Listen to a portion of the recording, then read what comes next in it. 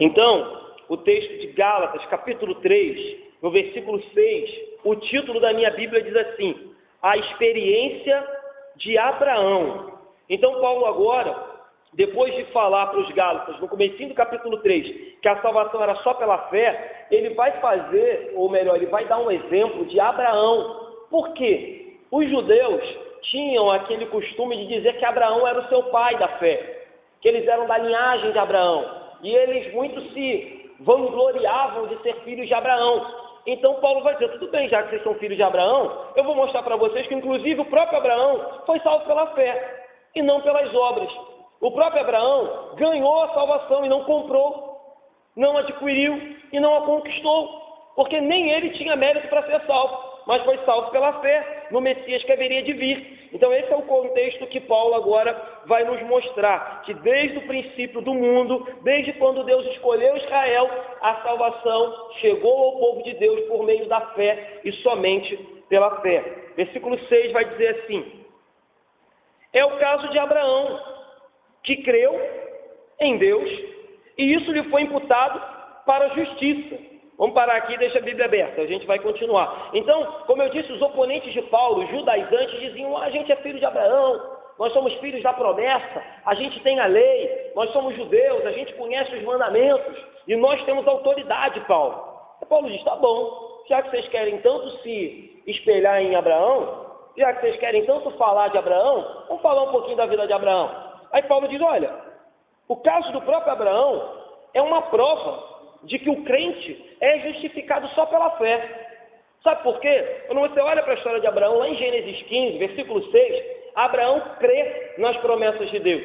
E ele só vai ser circuncidado, que era o problema que estava acontecendo aqui. Os judaizantes queriam que todos os gentios passassem pela cirurgia da circuncisão. Ele diz: olha, Abraão, ele é justificado pela fé em Gênesis 15, 6, e só em Gênesis 17, 23, mais de 10 anos depois que ele faz a operação da circuncisão. Então o próprio Abraão é um exemplo de que ele creu no Senhor e foi imputado a ele. Isso é muito interessante. Aqui na igreja a gente fala muito sobre isso.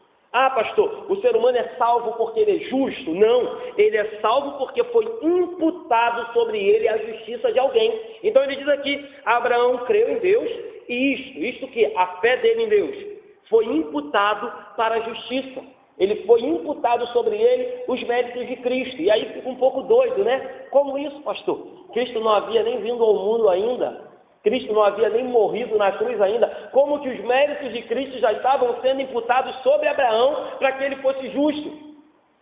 Mas era isso, e é isso que a Bíblia nos ensina. Então a vida de Abraão era uma ilustração clara de que um crente de verdade, ele precisa ter confiança primeiro em Deus, crer em Deus, depositar a sua fé totalmente em Deus e depois ter uma vida de obediência. Foi o que Abraão fez. Primeiro ele creu, confiou, depois ele obedeceu, e isso lhe foi imputado para a justiça. O próprio Cristo, em João, eu vou ler aqui, no capítulo 8, no versículo 56, diz que Abraão se alegrou quando viu o dia de Cristo. João 8, versículo 56. Abraão, é o próprio Cristo falando para os judeus: vosso pai alegrou-se por ver o meu dia, viu? E regozijou-se.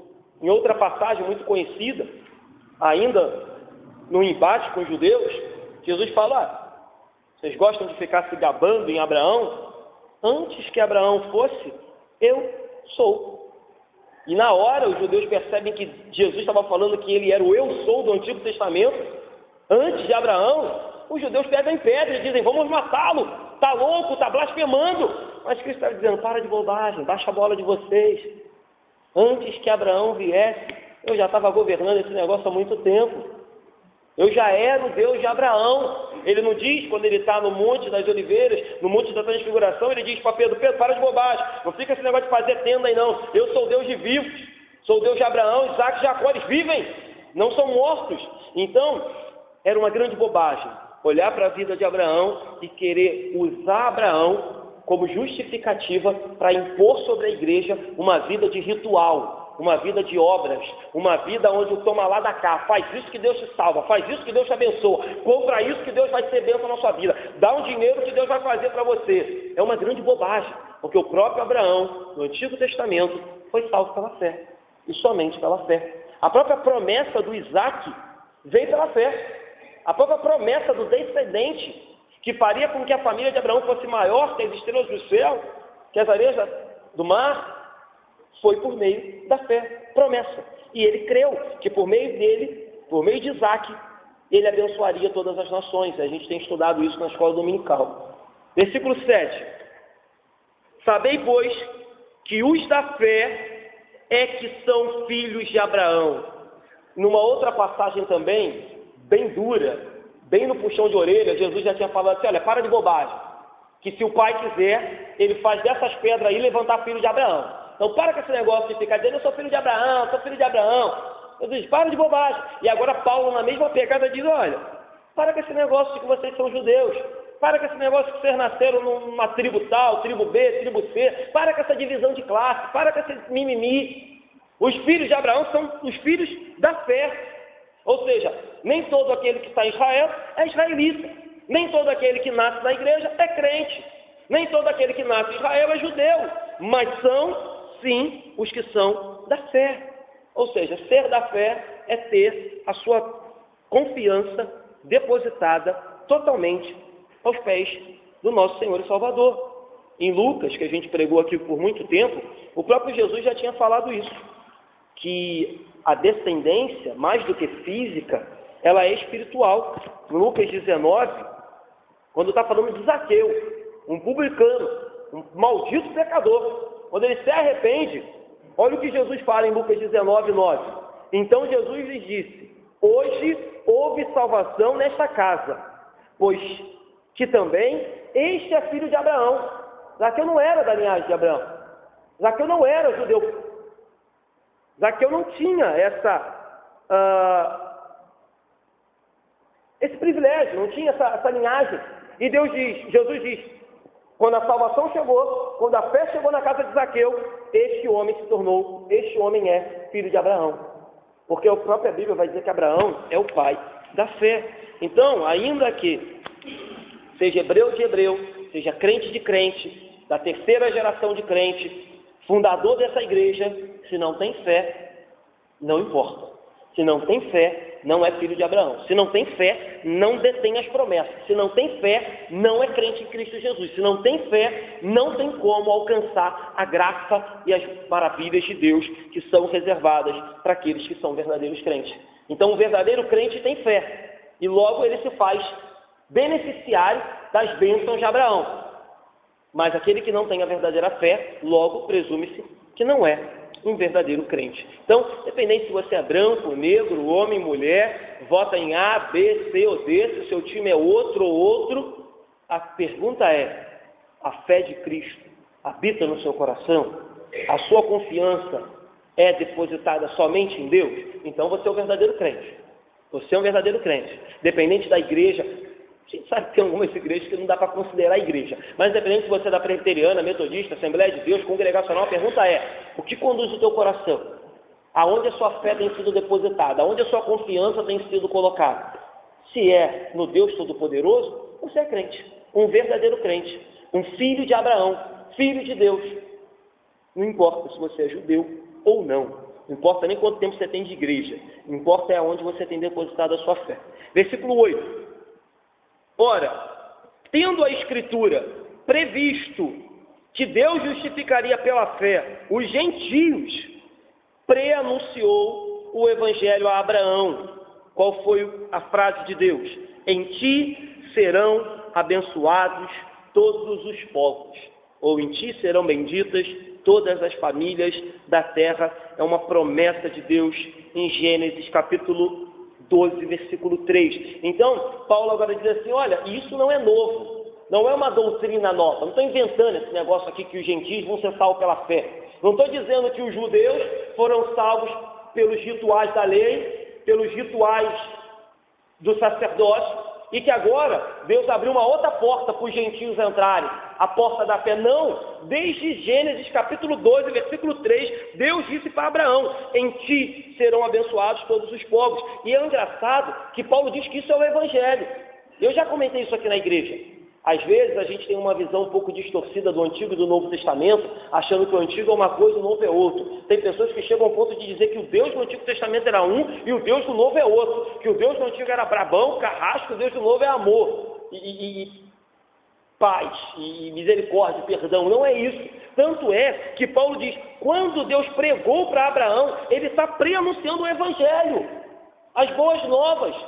Já no Antigo Testamento ele está dizendo a Abraão: os gentios serão alcançados pela fé, por meio de ti, por meio da sua família, por meio de Israel, por meio do Messias que vai vir de você, por meio do descendente. Então, a gente costuma dizer que já no Éden, quando Deus diz para a serpente: nascerá da mulher aquele que pisará a tua cabeça e tu lhe morderá o calcanhar, ali a gente chama de proto-evangelho. Ali Deus já estava anunciando o que haveria de acontecer no evangelho. A serpente morderia o calcanhar, que é representando a crucificação de Cristo, mas naquele ato de morder o calcanhar, Cristo pisaria a cabeça da serpente. Então, desde o Gênesis, sabe, o Evangelho não é um plano B de Deus. O Evangelho não é Deus olhando do céu e falando assim: deu tudo errado, esse povo aí é tudo maluco, eu pensei que eles fossem me obedecer, mas deu tudo errado. Então agora eu vou armar um plano B, não contava com a minha astúcia e vou mandar Jesus. Não é isso. Desde o Gênesis, Deus preanunciou o Evangelho e disse que os pecadores seriam salvos somente, unicamente, simplesmente pela fé. É triste ver que algumas igrejas evangélicas hoje têm cometido o mesmo erro que os judeus cometeram, têm cometido o mesmo erro que algumas igrejas católicas, na grande maioria, cometem, que é barganhar, vender o Evangelho, negociar o Evangelho, colocar penduricalhos no Evangelho, sabe? Adicionar ao Evangelho aquilo que ele não precisa. Não precisa. A gente falou sobre isso de manhã. O Evangelho é o poder de Deus para salvar pecador. Não precisa de mais nada. Não precisa. Uma vida de santidade, uma vida de obediência, uma vida de arrependimento, uma vida de coerência, ela vem depois que o Evangelho nos alcança. Não podemos exigir de ninguém nada além da fé para que essa pessoa entre no reino de Deus. Porque se assim fizermos, corremos o risco de sermos acusados por Deus de estarmos não entrando no céu e impedindo que os pequeninos entrem, colocando barreiras, cego guiando cego. Foi isso que Jesus disse. Então Paulo, mais uma vez, nos até surpreende, e provavelmente surpreendeu muita gente, quando ele diz que Abraão teve o Evangelho preanunciado desde Gênesis capítulo 12. Vamos para o 9? Versículo 9. De modo, ele de novo vai falar isso, que os da fé são abençoados com o crente Abraão. Então Paulo agora meio que repete um pouquinho do versículo 7. No versículo 7 ele diz que os da fé são filhos de Abraão, e agora ele diz que os da fé são abençoados com o crente. Chama Abraão de crente. Por quê? Que ele era da igreja evangélica congregacional? Claro que não, mas porque ele creu nas promessas de Deus, e isso fez dele um crente, desde o Antigo Testamento, desde o Gênesis. Então fica claro aqui que, diante de uma perspectiva totalmente contrária, Abraão era velho, foi chamado para largar toda a sua parentela, foi chamado para andar errante num povo que ele não conhecia ninguém, vacilou algumas vezes, falhou algumas vezes, viu por muitas das vezes que a promessa não poderia ser cumprida por ele, porque ele não tinha força para cumprir a promessa, mas ele creu que aquele que prometeu era fiel para cumprir. Aquele que o chamou era fiel, mesmo quando Deus o chamou para sacrificar o seu filho. Ele creu, a Bíblia diz que ele creu que Deus era poderoso para ressuscitar Isaac. Ele não creu assim: vou matar Isaac e Deus dá outro, porque Deus já deu Isaac. A Bíblia diz que ele creu que se ele fosse até o último minuto e sacrificasse Isaac, Deus o ressuscitaria na mesma hora. Se isso não é fé, não sei nem mais o que é. A gente conhece a história e sabe que não foi necessário isso, mas Deus estava testando verdadeiramente a fé de Abraão. Então, queridos, para reforçar o que eu já falei aqui, não existe duas portas de entrada no céu, uma para judeu, uma para gentio. Uma para a galera do Antigo Testamento, uma para o Novo. Todos entram no céu por uma só porta. Todos chegam no céu por um só caminho, pela fé no Filho de Deus. Falei muito sobre isso aqui. O Antigo Testamento olhava para frente e tinha fé num Cristo que ia vir. Nós olhamos para trás e temos fé num Cristo que já veio, morreu e ressuscitou e voltará para nos buscar. Mas ambos entram pela mesma porta. Ambos caminham no mesmo caminho, o caminho de Cristo Jesus, o novo e vivo caminho. Então, duas dispensações, Antigo e Novo Testamento, uma só porta, um só caminho, todos filhos de Deus, uma só oliveira. Paulo vai dizer em Romanos, no capítulo 11, que nós fomos enxertados na videira ou na oliveira. Vamos olhar? Romanos 11, 17 vai dizer assim, ó, Romanos 11, 17. Se, porém, alguns dos ramos foram quebrados, que ramos são esses? Os judeus, que não queriam e que não quiseram saber de Cristo Jesus. Se, porém, alguns ramos foram quebrados, e tu, sendo oliveira brava, nós, oliveira brava, foste enxertado em meio dele e te tornaste participante da raiz e da seiva da oliveira. Não te glories contra os ramos, porém, se te gloriares, sabe que não és tu que sustenta a raiz, mas a raiz a ti. Então ele diz, olha, não fique também você judeu, ou melhor, você gentio, se gloriando contra outros ramos, contra os ramos judeus que permanecem na oliveira. Até porque quem sustenta tanto o judeu quanto o gentio, na raiz que vocês foram enxertados, é a raiz, e não vocês. Os galhos dependem de alguém para serem sustentados. Então Paulo diz, olha, nós fomos enxertados na mesma videira, na mesma oliveira, e nós éramos oliveira brava, e fomos colocados na oliveira de Deus, ainda que alguns ramos tenham sido quebrados. Então, irmãos, para fechar esse pensamento, o nome de todos os filhos de Deus estão escritos num único livro da vida. Não existem vários livros da vida. O sangue que salvou a mim e a você é o mesmo, independente de eu ser pastor e você ser novo convertido, independente de eu ser pastor e você não ter função nenhuma na igreja. Foi o mesmo sangue que nos salvou. O preço que foi pago pela minha vida foi o mesmo preço que foi pago pela tua. O mesmo. Então, cuidado com isso. Algumas pessoas acham que há uma diferença e trazem isso até para os dias de hoje. Versículo 10. Todos quantos, pois, são das obras da lei, estão debaixo da maldição, porque está escrito, maldito todo aquele que não permanece em todas as coisas escritas no livro da lei para praticá-las. Isso está lá no livro de Deuteronômio, no capítulo 27. A gente lembra que Tiago vai dizer assim na carta dele, aquele que tropeça em um só mandamento, transgride todos os outros. Então, diante da nossa pecaminosidade, diante da queda de Adão, que nos corrompeu, é inviável que um ser humano consiga cumprir todas as coisas escritas no livro da lei. É inviável. Sendo assim, a maldição está sobre ele, porque a Bíblia diz que maldito todo aquele que não permanece em todas as coisas. Sendo assim, a condenação é certa, porque a gente não tem como fugir da exigência da lei. Então, visto que os homens estão destituídos desse poder de obedecer à lei, Deus, pelo seu infinito amor, provê um remédio, provê uma salvação dessa maldição. Então, a lei vem para quê, pastor? Para revelar o pecado e nos dizer, você vai ser condenado se não encontrar um Salvador. E aí você olha para a lei, vê que você é miserável, pecador, que vai ser condenado, e você pergunta, mas quem pode me salvar? E a lei diz, existe um, o Filho de Deus. Ele cumpriu toda a lei e pode te salvar. Então esse é o intuito da lei. O problema é que quando a gente pega a lei e coloca ela como obrigação para a salvação, a gente está invertendo as coisas, desqualificando Jesus e colocando a lei como meio de salvação. E ela não pode salvar, porque a Bíblia diz, maldito todo aquele que não permanece em todas as coisas da lei. É impossível. Você lendo a Bíblia, você vai perceber isso. Então, os judaizantes estavam pervertendo a ordem das coisas. Eu creio em Jesus e depois eu olho para a palavra de Deus como graciosa, como benéfica e tento obedecê-la dia a dia para benfeitoria da minha vida.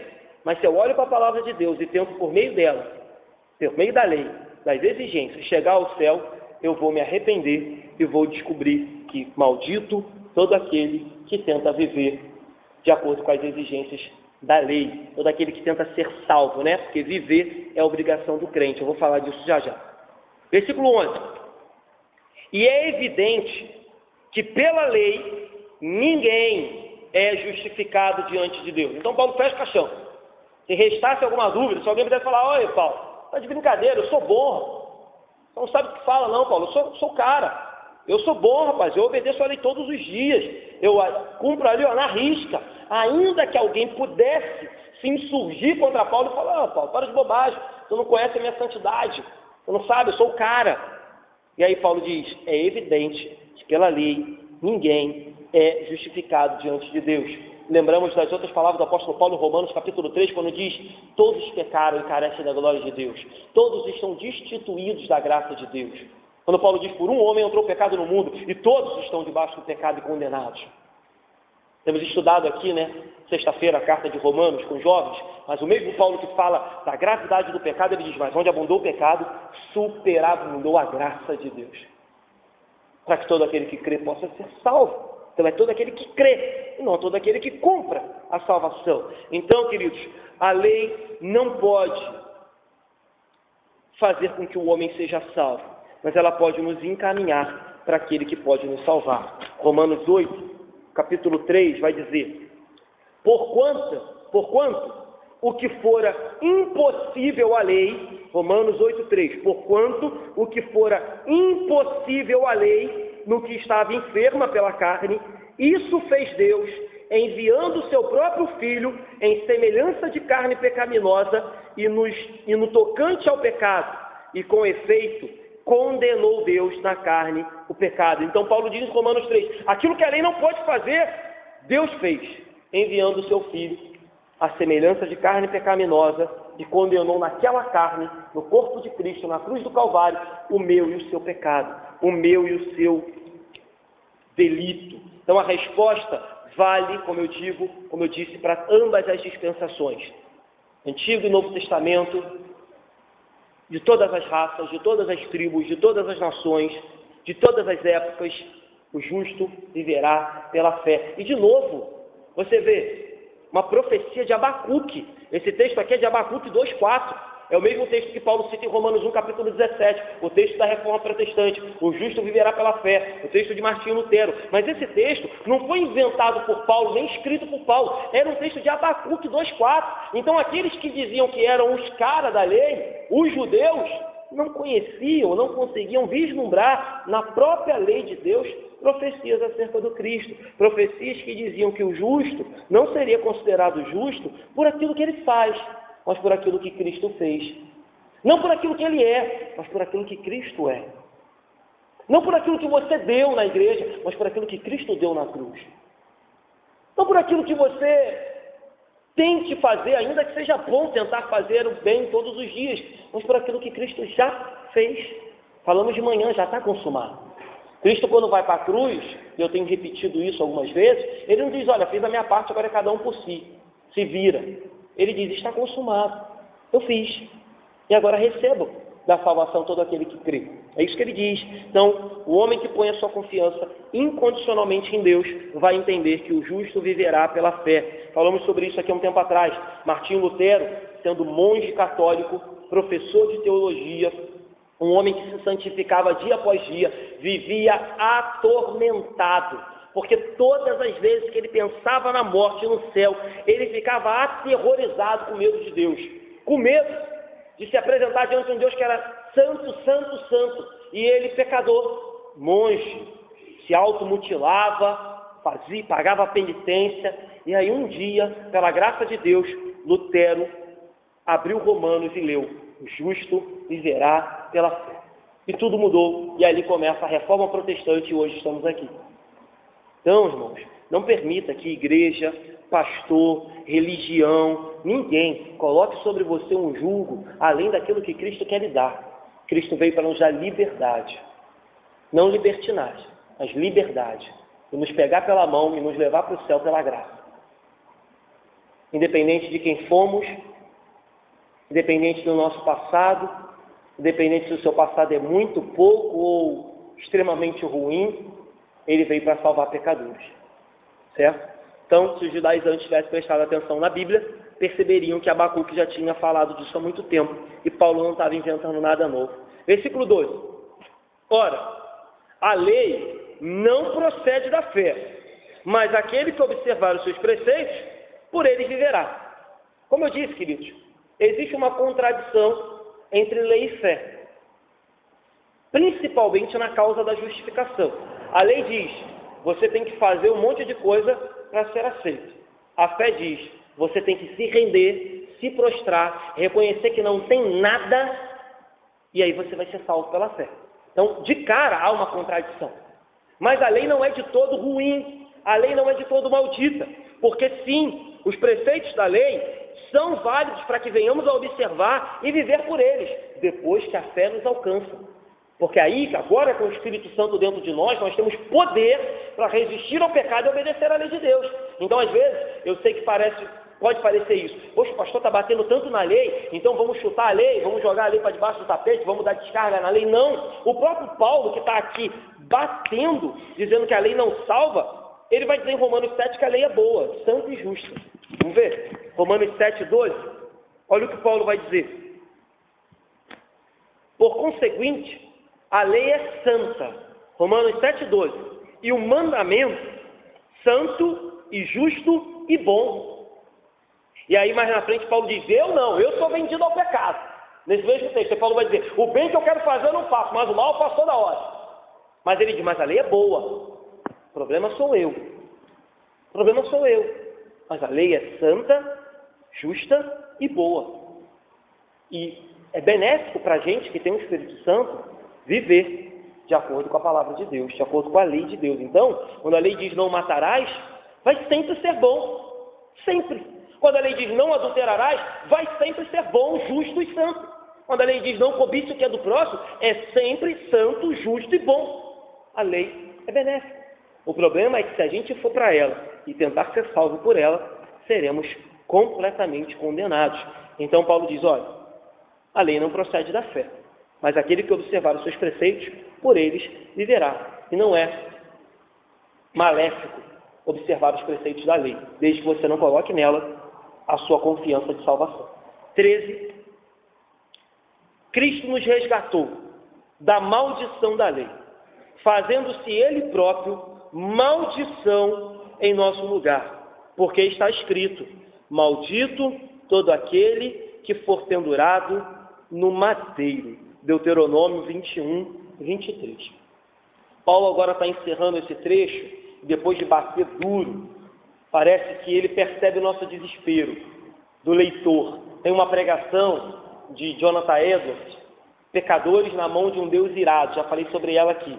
Diz a história, tem no YouTube, que enquanto ele pregava essa pregação, e ele lia, era uma pregação lida, tá, antigamente, pecadores nas mãos de um Deus irado.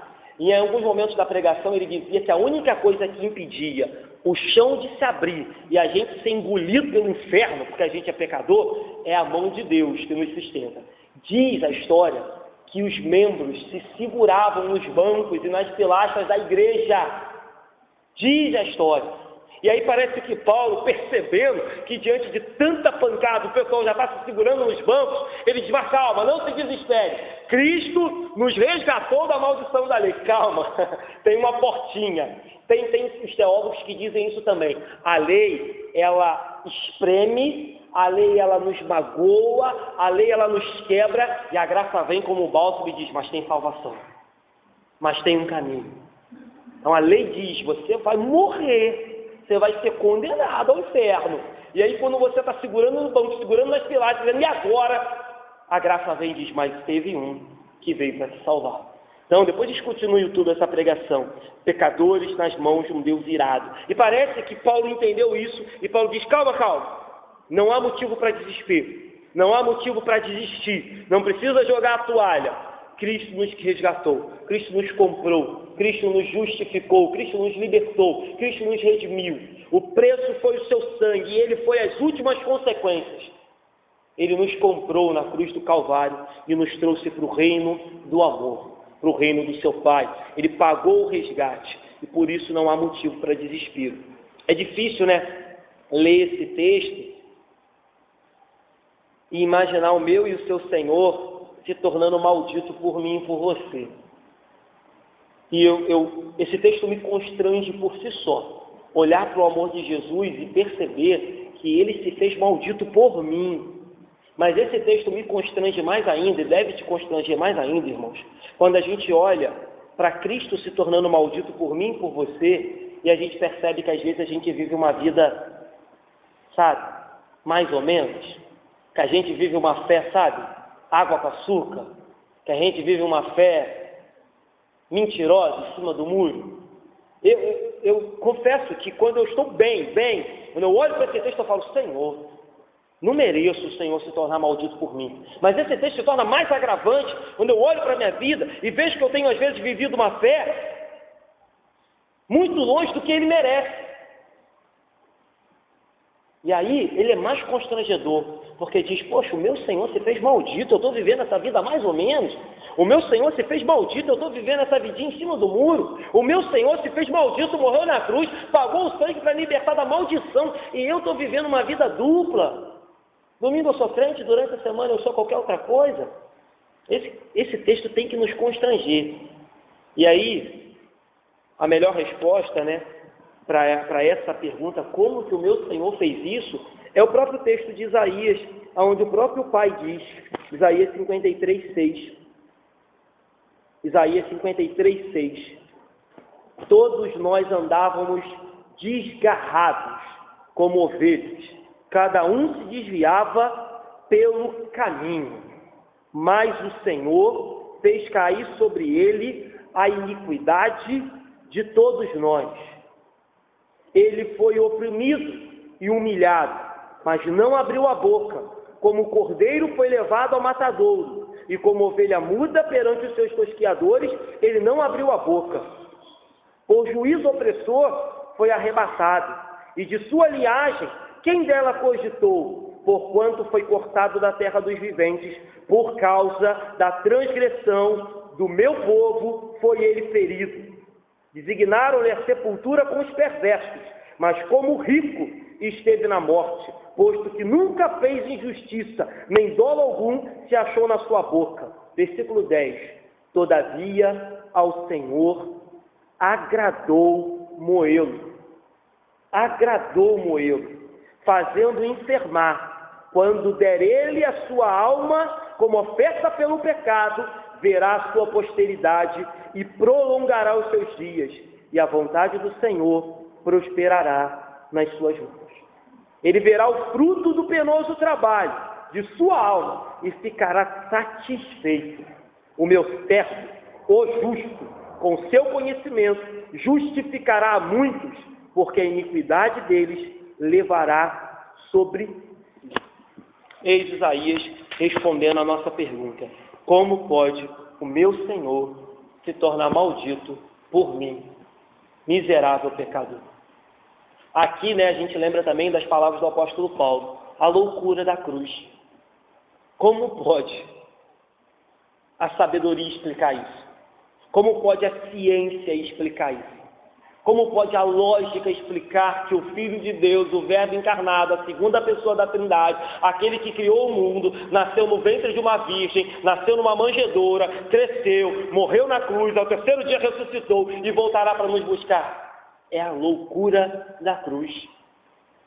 Loucura para aqueles que se perdem. Para a gente, sabedoria de Deus. Que sabedoria. Vamos terminar versículo 14. Para que a bênção, então por que Cristo se tornou maldito? Para que a bênção de Abraão chegasse aos gentios, em Jesus Cristo, a fim de que recebêssemos pela fé o Espírito prometido. De manhã nós falamos muito sobre isso. Paulo diz para os Gálatas: vocês foram salvos como? Pela fé ou pelas obras? Vocês chegaram aqui na igreja como? Pela fé ou pelas obras? Vocês foram salvos como? Vocês compraram a salvação nessa igreja? Vocês pagaram por ela? Alguém vendeu ela para vocês? Então Paulo diz: vocês foram salvos pela fé. Aí depois Paulo, na pregação da manhã, ele diz: olha, e mais, os dons, os talentos, os milagres, os livramentos, as bênçãos, tudo que Deus fez na vida de vocês foi por meio da fé. Ou seja, não tem obra nenhuma aqui de vocês. Se alguém fez alguma obra, foi Cristo que fez na cruz. Vocês não fizeram nada. E agora ele termina dizendo, olha, Cristo se fez uma opção para que a bênção de Abraão chegasse a todos nós. E que pela fé, o Cristo, o Espírito Santo prometido, fosse derramado sobre nós. Então, Deus não tem, só para repetir o que eu já falei, duas formas de salvar o pecador. Deus não tem dois espíritos e Deus não tem duas formas de chamar aqueles que estão perdidos. Seja você alguém que teve uma vida dentro do porém até razoável, ou seja a prostituta, ou seja o mais pecador que você conheça, Deus vai chamá-los pela fé. Eles serão salvos assim como eu e você, se assentarão assim como eu e você na mesa do Cordeiro, ouvirão do Pai, vinde benditos do meu Filho, como eu e você. Porque Deus não faz acepção de pessoas. E a salvação é pela fé no Filho dele. Amém? Vou terminar, fazer 4 aplicações rápidas. A primeira eu já fiz, é só para gravar. A fé de Abraão precedeu a circuncisão. Então a nossa fé, ela precede todas as boas obras que a gente faz. Se hoje você abençoa o vizinho, se hoje você dá cesta básica, se hoje você se afasta do mal, se desvia daquilo que não convém, se hoje você serve Jesus, se hoje você é obediente à palavra de Deus, isso é depois da fé. Então a fé precede as obras. A fé precede a circuncisão. Tem que ser assim na nossa vida. E as obras jamais podem tomar conta da fé. Segunda aplicação. A obra de obediência, uma vida de obediência, uma vida de boas obras, comprova que a confiança e a nossa fé é genuína. Entendeu? Isso também é válido de falar. Porque às vezes você escuta muito o pastor falar de fé, e você acha que não precisa mais viver uma vida boa, uma vida coerente, uma vida santa, uma vida justa. Não, é o contrário. Uma vida coerente, uma vida de obediência, uma vida de amor ao próximo, uma vida de serviço a Deus, comprova que aquela fé que você disse que teve lá no começo da tua salvação, ela é de verdade. Não é isso que Tiago diz? Mostre-me a tua fé com as obras. Mostre-me. Porque a fé sem obras é morta, ou melhor dizendo, aquele que diz que tem fé e não demonstra isso no dia a dia, por meio da atitude de vida, é mentiroso, não tem fé nenhuma. Não tem fé nenhuma. Então, as obras, uma vida de obediência, comprova que a fé que temos no coração é genuína. Terceira aplicação, já fiz também só para memorizar, todos os crentes são salvos da mesma maneira, pela fé. Somente pela fé em Cristo Jesus. Quarta aplicação e última, também já fiz, só para reforçar, para o arrependido, para o pecador que confessa Jesus, não há motivo para desespero, porque há salvação para todo aquele que crê. Há salvação para todo aquele que coloca e deposita a sua esperança e a sua vida totalmente no Cristo e no Cristo crucificado, ressuscitado e que hoje está à destra do Pai. Amém, queridos? Que Deus nos abençoe. Fiquem de pé.